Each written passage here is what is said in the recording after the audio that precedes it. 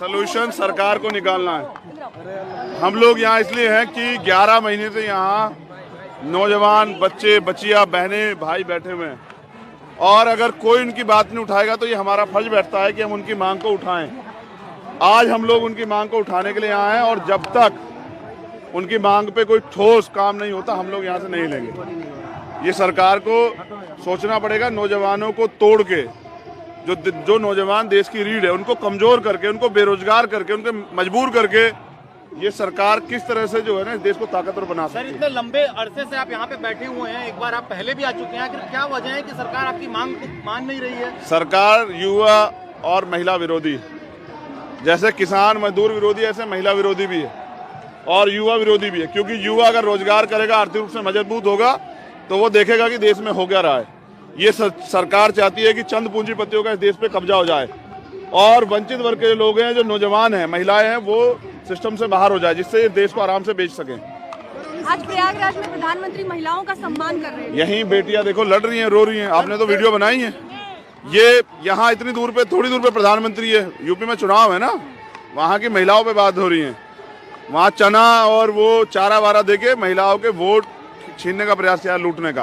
ये लोकतंत्र नहीं है। प्रशासन से क्या बात हुई है? प्रशासन से मैंने कहा है कि कहिए, ये राजतंत्र है।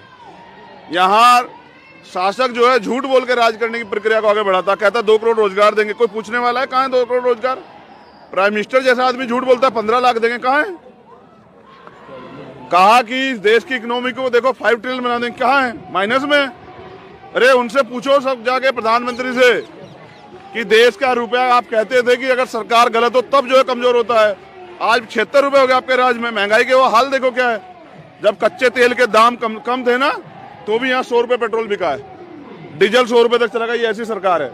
तो ये झूठी निकम्मी और युवा मजदूर किसान महिला विरोधी सरकार को जनता सबक सिखाएगी 2022 में, जहाँ जहाँ चुनाव है।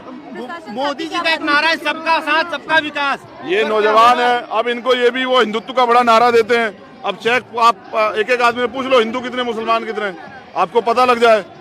मोदी जी के नारों पे मत जाइए। अभी क्या करने वाले हैं? हमने बात की है प्रशासन से हमने कहा है, क्योंकि देना जो कुछ है वो गृह मंत्रालय को देना है। हम अगर गृह मंत्री होते तो इन सबको नियुक्ति लेटर दे दिए होते अभी, और इनको बिठा के बस में भिजवाते घर की, जाओ भाई अपने घर पहुंचो, जाके फिर अपना जो है परिवार से मिलकर नियुक्ति लेने जाना, ज्वाइन करना। लेकिन हम गृह मंत्री नहीं है ना प्राइम मिनिस्टर हैं, हम अभी लड़ सकते हैं, हम लड़ रहे हैं। पहले भी दे चुके हैं कई बार। हाँ, अब मैं क्या कह रहा हूँ, अब वो जो भी ज्ञापन देना पड़ेगा गृह मंत्री को देना पड़ेगा।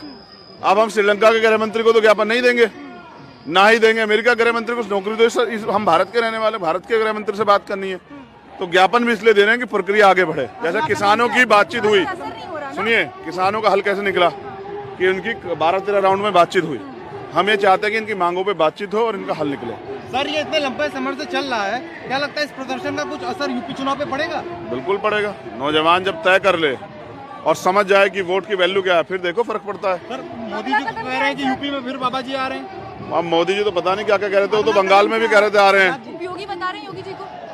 नालायक है, उपयोगी नहीं, दुरुपयोगी। सत्ता का दुरुपयोग करके सत्ता में बने रहना चाहते हैं, उन्हें मतलब नहीं है किसी से। संसद का घेराव करेंगे। जनता के हित का कौन सा काम हो रहा है बताइए ना। महिला सुरक्षित है क्या? जिन महिलाओं संवाद कर रहे हैं 4.5 साल में तो याद नहीं आई।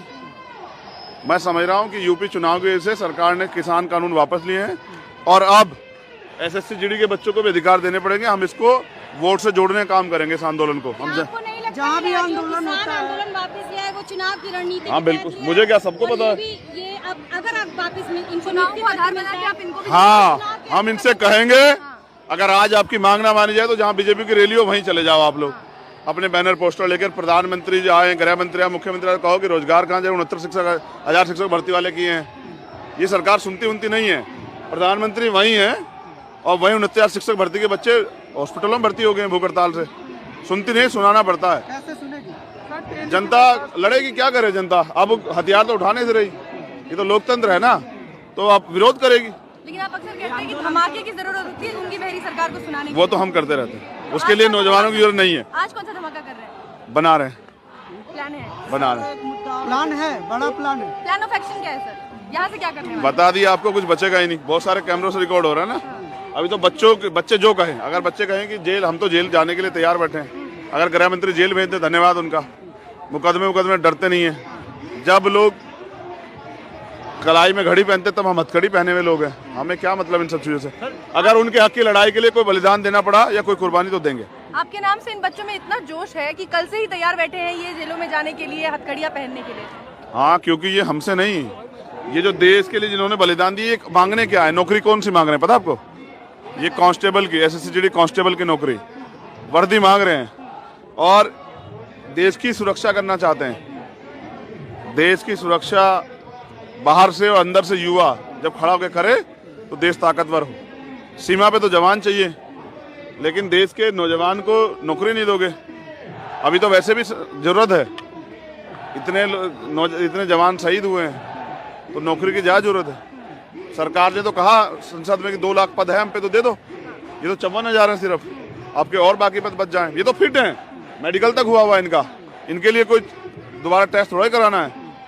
आप पे नौकरी है तो दे दो, या बताओ कि आप झूठ बोल रहे थे। सर, ये बच्चे 11 महीने से यहाँ पे प्रदर्शन कर रहे हैं। दिल्ली में बहुत सारी पार्टियों के मुख्यालय हैं, आम आदमी पार्टी यहाँ है, कांग्रेस है, राहुल गांधी यही बगल में रहते हैं, प्रियंका गांधी भी यही रहती, कोई भी इनसे मिलने नहीं आया। आप आए हैं यूपी से, तो क्या अब नहीं, हम यूपी से नहीं आए, हम तो यहीं दिल्ली पे घुटना टेक लिए। हमारे महापुरुष बाबा साहब अम्बेडकर, काशीराम का इसी दिल्ली पे कब्जा करना है। हम यहीं, आज तो दिल्ली की टीम बुलाई है, यूपी की टीम बुला देते तो जंतर मंतर चौक हो जाए। हम तो पहले साबित कर चुके ना हमें कितना दम है। चाहे वो 21 मई 2017 हो, चाहे वो 21 अगस्त हो जब रविदास मंदिर का गुरुघर टूटा, चाहे वो 21 अगस्त जमा मस्जिद हो, 21 दिसंबर, आज भी वही हम जेल गए थे आज से 2 साल पहले। उसका क्या होगा? NRC कहाँ है? गृह मंत्री कह रहे थे लागू करेंगे, क्यों नहीं हुआ? सरकार जानती है जब जनता खड़े हो जाए ना, तो जैसे किसानों का हल निकले उनका भी हल निकल जाए। पिछली बार कोरोना को हथियार बना दिया। चंद्रशेखर आजाद अभी युवाओं के साथ अंतिम सांस तक है। जो ये कहें जेल चलो तो तैयार है, कपड़े उपड़े लेके आए, गाड़ी में रखे। कहाँ तक युवाओं के साथ रहेंगे आप? गर्म कपड़े भी लाए, वहाँ जरूरत पड़ती है जेल में। चंद्रशेखर जी, कहाँ तक ये लड़ाई लड़ेंगे?